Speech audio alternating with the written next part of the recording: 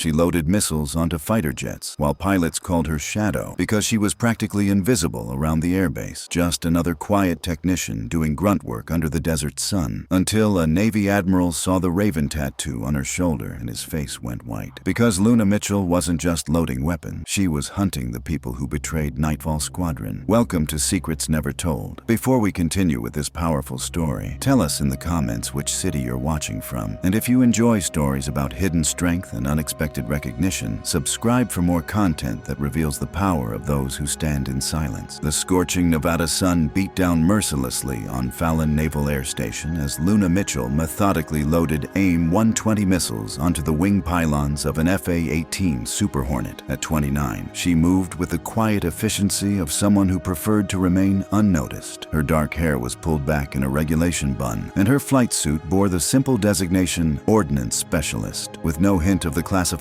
past she carried. "Hey, Shadow, you gonna take all day with those missiles?" called out Lieutenant Jake Ramsey as he strutted across the tarmac with his squadron mates. At 25, Ramsey carried himself with a cocky confidence that came from being one of the Navy's top fighter pilots. His call sign was Viper, and he made sure everyone knew it. Luna didn't look up from her work. "They'll be ready when they're ready, sir," she replied, in the same neutral tone she'd used for the past 2 years at Fallon. The pilots called her Shadow not out of respect, but because she seemed to materialize wherever ordnance work needed to be done, then vanished just as quietly. She arrived before dawn, worked through lunch, and left after the last aircraft was secured. Most of the flight crews had stopped trying to engage her in conversation months ago. "Think Shadow's ever even been in a fighter jet?" joked Lieutenant Commander Sarah Walsh, another pilot in Ramsey's squadron. "Bet she's never pulled more than 1 G in her entire life." Luna's hands never paused in their precise movements, securing the missile's guidance system connections with expertise that would have impressed a weapons systems engineer. She'd learned long ago that the best camouflage was to meet expectations exactly, be competent enough to avoid attention, but not so skilled as to raise questions. What the pilots didn't know was that Luna could have flown their aircraft better than most of them. She'd logged over 800 hours in FA-18s during her time with Nightfall Squadron, back when her call sign was Raven and her missions didn't appear in any official records. But that was before the betrayal, before the ambush that killed her entire team, before she'd been forced to disappear into the gray world of assumed identities and hidden purposes. Chief Petty Officer Marcus Torres approached Luna's workstation, carrying a clipboard and wearing the expression of someone dealing with perpetual paperwork headaches. Torres was one of the few people on base who treated Luna with professional courtesy rather than casual dismissal. "Mitchell, we've got a problem with the guidance systems on birds 304 and 307, he said, referring to 2 FA-18s scheduled for a training exercise. "The targeting computers are showing intermittent faults. Contractor tech won't be here until Thursday." Luna wiped her hands on a rag, considering the problem. "I can take a look, Chief." Torres raised an eyebrow. "These aren't standard ordnance issues, Mitchell. These are integrated weapons systems with classified interfaces. I've worked on similar systems before," Luna said carefully, which was true, though she couldn't explain that her experience came from modifying aircraft for covert insertion missions behind enemy lines. "Where?" Torres asked, professional curiosity evident in his voice. "Previous assignment," Luna replied, her standard deflection for questions about her background. "Different base,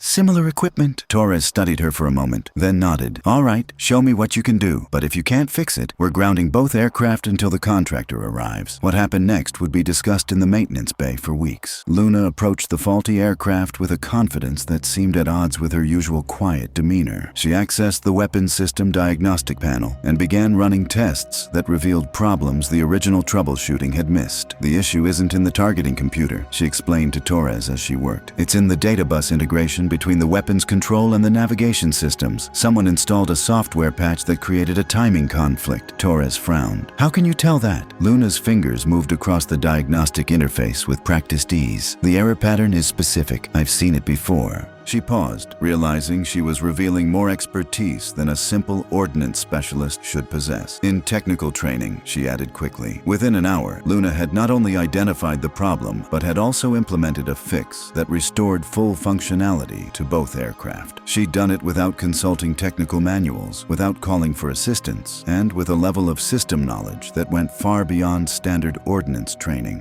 "Where the hell did you learn to do that?" Torres asked, watching as the diagnostic displays showed green across all systems. "I pay attention," Luna said simply, already beginning to clean up her tools. But Torres wasn't satisfied with the explanation. He'd been in the Navy for 15 years, and he knew the difference between someone who had read about systems integration and someone who had actually worked with classified military technology. Luna Mitchell fell into the latter category, which raised questions about who she really was and where she'd come from. That evening, as Luna performed her routine equipment check in the armory, she was unaware that Chief Torres was making a phone call to Naval Personnel Command, requesting a more detailed background check on ordnance specialist Luna Mitchell. The call would trigger a series of inquiries that would eventually reach very high levels of military intelligence. The next morning brought an unexpected visitor to Fallon Naval Air Station. Admiral James Crawford's helicopter touched down at precisely 0800 hours, earlier than scheduled, and without the usual advance notice that accompanied flag officer visits. Crawford was a legend in Navy aviation circles, a former Top Gun instructor who had transitioned to intelligence work and now oversaw some of the Navy's most classified programs. "Why is Admiral Crawford here?" Lieutenant Ramsey asked Torres as they watched the distinguished officer emerge from his helicopter. "Unscheduled inspection," Torres replied, though something in his tone suggested he knew more than he was saying. Luna continued her routine morning work, loading missiles onto aircraft scheduled for the day's training exercises. She was aware of the Admiral's presence, but gave no indication that his visit concerned her. She'd learned to control her reactions during 2 years of careful invisibility. Admiral Crawford toured the flight line with the base commander, asking detailed questions about aircraft readiness, pilot training, and maintenance procedures. His questions were thorough and knowledgeable, revealing someone who understood every aspect of naval aviation operation. As the inspection progressed, Crawford approached the area where Luna was working. She stood at attention as the Admiral examined the aircraft she'd just finished arming. "Ordnance Specialist Mitchell," Crawford said, reading her name tape. "How long have you been stationed at Fallon?" "2 years, sir," Luna replied, maintaining perfect military posture. Crawford studied the missile configuration she'd installed. "Your work is very precise. Where did you receive your ordnance training?" "Great Lakes, sir," followed by specialized training at China Lake. Crawford nodded, but his eyes remained focused on Luna's face, as if trying to place her from somewhere. "And before the Navy?" "Civilian background, sir. Mechanical work." As Luna reached up to adjust a sensor array on the aircraft's wing, her uniform shirt shifted slightly, revealing a small portion of a tattoo on her shoulder. It was barely visible, just the wingtip of what appeared to be a black bird. But Admiral Crawford saw it, and his expression changed dramatically. The Admiral's face went white. His hand reached out slightly, as if to get a better look, then stopped. For several seconds, he simply stared at Luna, his mind clearly racing through implications that the assembled personnel couldn't understand. "Everyone clear the area," Crawford ordered quietly. The command caught everyone off guard. Base personnel looked around uncertainly, unsure why a routine inspection had suddenly taken such a serious turn. "Sir," the base commander asked. "Clear the area. Now," Crawford repeated, his voice carrying the unmistakable authority of a flag officer who expected immediate compliance. As personnel moved away from the aircraft, Crawford stepped closer to Luna. "Turn around," he said quietly. Luna complied, and Crawford carefully pulled her collar aside to reveal more of the tattoo, a detailed black raven with wings spread, perched above a scroll bearing the Roman numeral 7. It was a tattoo that officially didn't exist, marking membership in a unit that had never appeared in any public records. "Jesus Christ," Crawford whispered. "Nightfall 7, we thought you were all dead." Luna's carefully maintained facade cracked slightly. For the first time in 2 years, emotion flickered across her features. Not fear, but a combination of resignation and something that might have been relief. "Most of us are, sir," she said quietly. Crawford looked around to ensure they weren't being overheard, then spoke in a voice barely above a whisper. "Lieutenant Commander Luna Mitchell, call sign Raven, Nightfall Squadron. You were reported KIA 3 years ago during the Cyprus operation." "It was necessary for people to believe that, sir."